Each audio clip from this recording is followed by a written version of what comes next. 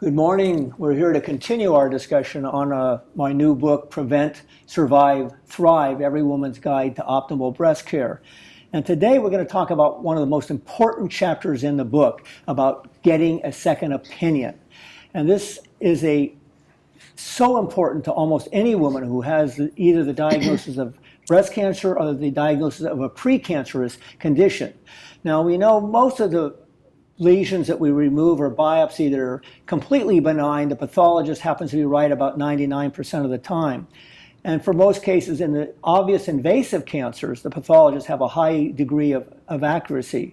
But there's a transition zone between normal tissue and breast cancer that is kind of a never-never land. And there's a great deal of disagreement among pathologists, as you'll hear from our story. But today, we're here to talk with Carol Fullman, a friend, a long-term friend, and a patient with a fantastic story that changed my life. It changed our entire approach to a second opinion program, thanks to somebody who really stood up and asked some very important questions. So, Carol, you had some calcifications on your mammogram, and we did a biopsy, and it showed this condition we call atypia that's not exactly cancer, but it's not exactly benign. It's considered a high-risk biopsy. And standard of care is to go out and take more to make sure we're not missing a cancer. That's so correct. The results came back, and we told you what? You told me that I was a high risk, there was atypia, hyperplasia, and then I should go on tamoxifen. Well, at the time, I was younger, it was 10, 11 years ago, and I thought, why do I want to go on a drug like that when it's going to change my body, without first finding out a little bit more about it? So I questioned it, and then I called a friend, and his name's Dr. Malcolm Todd, and I talked to Dr. Todd, and I said, look, this is what the findings are. And he suggested I get the core biopsy studies from the pathology lab at St. Joe's and bring it down to Long Beach Memorial. And he wanted to meet with Lowell Rogers, who was part of the Vanderbilt studies on breast cancer. Very, very famous pathologist, as He we'll talk about. Wonderful. And so he did. He took those studies, Dr. Rogers, went through every slide, and came up with the conclusion that I did not have atypia, right, a little touch of hyperplasia, but he did not see what the other pathologist from St. Joe's saw in their opinion. And it was at that point I came back to you and I said, John, you need to know about this. Right. And it became... I was shocked. You were shocked. I was too. Yeah. Why? I have all the faith in the world in that pathology. Well, this nails the problem, because we have top flight pathologists trained at some of the top universities in the nation, and so we've had pretty consistency in their reading. And to have a situation like this where it's treated differently based on the interpretation, and this is being interpreted by one of the world's famous pathologists, was extremely upsetting. And the question is, what do you do? And so you played a very important role in that. Can you tell us your story on? I decided at that time with you, we talked about it, and I said, we have to do something, because obviously there's an error.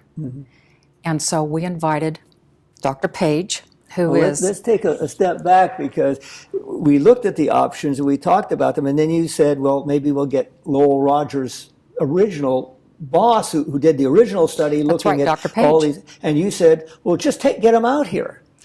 And I think, well, this guy's one of the busiest pathologists in the world. He's never going to come out here. That was so funny. He says, John says, case like this, why he's would never he do going that? to do that. He's so busy. He is the foremost authority, second, third opinions on breast cancer. These kinds of lesions particularly. Absolutely. Because he did a study 30 years ago where he looked at thousands and thousands of patients that were biopsied and told that they had a high-risk lesion but refused the surgery, and then were followed for 20 years.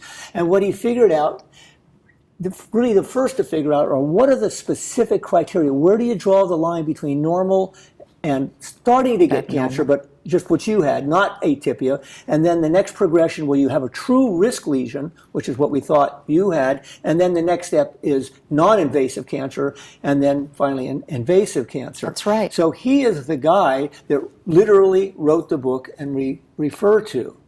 So and he agreed to come out. He did. He came out, and fortunately he reviewed my biopsies, and he agreed with Dr. Rogers. And then I invited him to my home, along with yourself, the head of St. Joseph's Hospital, Dr. Hines, Tom Hines, he was head of pathology for St. Joseph's, and Dr. Malcolm Todd, who had originally been Nixon's private physician in the White House. Great man, great man. And the one thing that I told everybody when they got there was, my intent was not to profit from this situation. I was not looking to sue.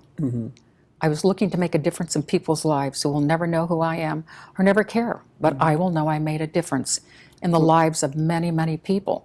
And from that point on, I remember standing in the hallway in my home talking to Dr. Page. And I think I have remembered this all these years.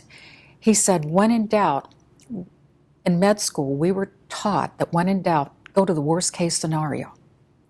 So that means sometimes if they're not sure about the diagnosis, they're going to go to the worst case scenario because that's how they were taught in med school. I get it. So what this boils down to is that there are many different ways to interpret these, depending on where you've trained. So if you trained in the East Coast under Paul Peter Rosen, you're going to have a very aggressive, what you say, the most aggressive approach. And Dr. Page has kind of a middle road approach, but there are some people that actually miss these things altogether, and there are cases of atypia that they don't call. And so it's been estimated that about 25% of all biopsies done for these in-between or atypia lesions, the diagnosis is changed when people like Dr. Page looks at it. So it's not surprising from your individual case, but was so interesting in your case, Page he had a whole symposium, he invited all the pathologists in Southern California to bring their most difficult slides, and they had a way of projecting them up on the wall, and people had little buttons where they could say whether it was invasive or atypia or hyperplasia, whatever, and then the score would go up on the wall. And Dr. Page was also independently scored, so you could see what Dr. Page called it, and it was all over the map. Every time they must have done 30 slides, and there was no consistency whatsoever. So this presented a real dilemma. I mean, what do we do? Our existing pathologists trained at Stanford, and they had a way of looking at it, and for the most part, it seemed like it worked well, but yours was a case that stood out with a red flag. And so we then, as you just mentioned, have to solve this. And what do you do under these circumstances? And basically, you were smart enough, or we were smart enough to get the head pathologist at your house and discussing it, and then later we discussed it in some detail, and finally we came to the conclusion that what we've got to do is pick somebody's criteria and stick with it. Well, who else are you going to pick? Of course it's Dr. Page. He's the one that started it all. Other people interpret it differently, but the patient gets kind of caught in the middle on this, and we need to have, at least in our program, have consistency. So Dr. Hines, we had Page working with our pathologist for several days, and then we picked Tom Hines to be our dedicated breast pathologist. He went back to Vanderbilt, spent several weeks with them. And then we spent the next year second reading all breast biopsies, anything that was in the transitional area like hyperplasia or atypia or low-grade DCIS. We sent it off to him for a third read. And what we found is for the first couple of months, there was some discordance, there were some we didn't line up. But after about 6 months, we were 100%, and we went for another 6 months. We didn't miss a single one. We finally had been able to adopt these criteria that were developed by Dr. Page. And that would not have been done. It would have been just one of those things had you not said, I want an answer to this. What's going on? How come one of the top hospitals, one of the top breast centers, how did they get it wrong? And you pushed that issue. And what was your thought process? We ended up doing as I found out later, was that the pathologist who read my particular biopsy, the specialty was ovarian cancer. That's one thing I learned. Another one is that now they do two pathologists will sign off on a biopsy versus one. Right. And that's the most important thing. Right. As long as you have, that's like getting a second opinion. Yeah. But you know what? That's not even enough. I don't think that is enough, and I think what you bring with the 25% discordance. I mean, there is about a 2% disagreement among Absolutely. invasive cancer, but in some of the benign ones actually are a cancer. But for the most part, most of the errors in diagnosis come from these in-between lesions between normal and non-invasive cancer. So I think virtually for anybody, it's easy to get a second opinion. You can just call Vanderbilt. You can call our center, BreastLink. You can call Dr. Lyles in San Francisco. All this stuff is in the book on the chapter, and the links to these centers are there. And I think women should be skeptical, as you were, to make sure, have they been double read? Are they read by breast specialist pathologists? And I think you have to be very concerned or just proactive, and the price of a second opinion is in the range of $150, $200. I don't think it's very much. I don't know the prices, but that's basically what our charges are.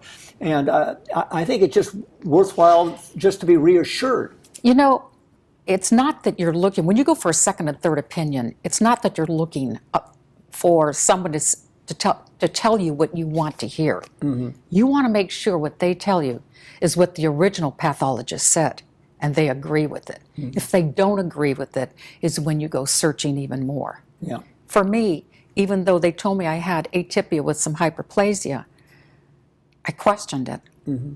I do to this day anything. But you do that, your women's intuition. Now we have there's proof. I mean, the Komen Foundation 10 years ago wrote a white paper saying there's 25% of disagreement among the diagnosis. And more recent publications from the Journal of American Medical Association show we haven't made much progress. So I think any woman that's told she has atypia or hyperplasia should strongly think about getting a second opinion from Vanderbilt or from BreastLink or from one of these places that really specializes in breast pathology. I would say I wouldn't question it. Just do it. Well, I think this is really a story that stands out to me. I don't think any of us in our entire career have seen a situation where a single patient found out about a problem and then addressed it aggressively, and then we changed how we perform things, and we've done this for 10 years now based on this new system, and it's worked extremely well. So I remember talking at your house, and Paige was there and saying, well, I've never heard anybody do anything like this, and Paige says, nope, I never have either. So there was totally agreement. This was an unusual and incredible contribution to, as Carol says, the overall health of womankind in the United States.